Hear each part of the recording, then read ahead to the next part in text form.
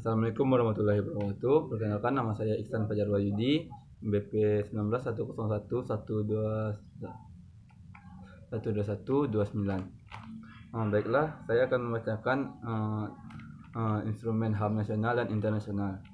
Yang pertama, instrumen HAM nasional, yaitu Peraturan Pemerintah Nomor 77 Tahun 2019. Pencegahan tindak pidana terorisme dan perlindungan terhadap penyidik, penuntut umum, hakim, dan petugas pemasyarakatan.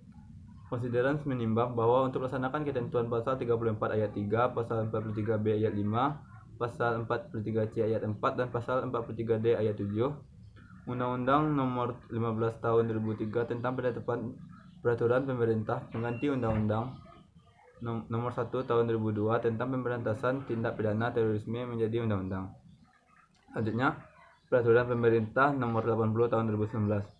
Konsideran menimbang bahwa untuk melaksanakan ketentuan pasal 66 Undang-Undang Nomor 7 Tahun 2014 tentang perdagangan perlu menetapkan peraturan pemerintah tentang perdagangan melalui sistem elektronik.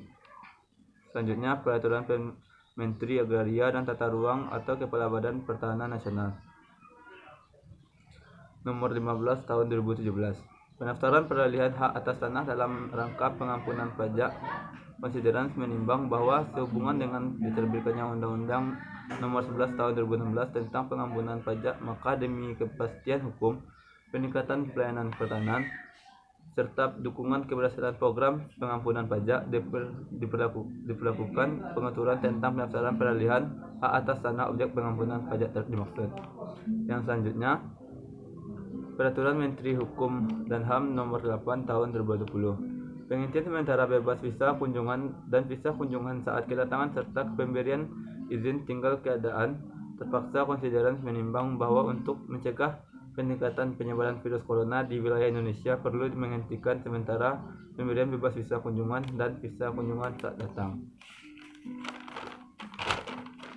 Baiklah, selanjutnya instrumen HAM internasional. Instrumen HAM internasional adalah perjanjian dan teks internasional lainnya yang berfungsi sebagai sumber hukum untuk hukum HAM internasional dan perlindungan HAM secara umum. Ada banyak jenis yang berbeda, tetapi sebagian besar dapat digolongkan ke dalam dua kategori besar. Yang pertama, deklarasi. Diadopsi oleh badan-badan seperti Majelis Umum PBB yang pada dasarnya bersifat deklatori, jadi tidak mengikat secara hukum meskipun secara politis bersifat objektif dan hukum lunak yang sangat dihormati. Dan selanjutnya, konvensi. Merupakan perjanjian multipartai yang dirancang untuk mengikat secara hukum, biasanya mencakup bangsa perspektif dan sangat spesifik, dan biasanya disimpulkan dengan prosedur panjang yang sering membutuhkan ratifikasi oleh legislatif masing-masing negara. Instrumen HAM internasional dapat dibagi lebih jauh menjadi instrumen global, di mana setiap negara di dunia dapat menjadi pihak, dan instrumen regional yang dibatasi untuk negara-negara di kawasan tertentu di dunia. Mekanisme pemantauan juga bervariasi mengenai tingkat akses individu untuk mengungkap kasus-kasus pelecehan dan permohonan untuk perbaikan di bawah beberapa konvensi atau rekomendasi, misalnya Konvensi Eropa tentang Hak Asasi Manusia. Individu atau negara diizinkan tunduk pada persyaratan tertentu untuk membawa kasus-kasus individual ke pengadilan penuh di tingkat internasional. Terkadang ini dapat dilakukan di pengadilan nasional karena yurisdiksi universal. Deklarasi Universal Hak Asasi Manusia, Konvenan Internasional tentang Hak Sipil dan Politik, dan Konvenan Internasional tentang Hak Ekonomi, Sosial, dan Budaya, bersama dengan instrumen HAM internasional lainnya kadang-kadang disebut sebagai Bill of Rights International. Instrumen HAM internasional diidentifikasi OHCHR dan sebagian besar dituju di situs OHCHR.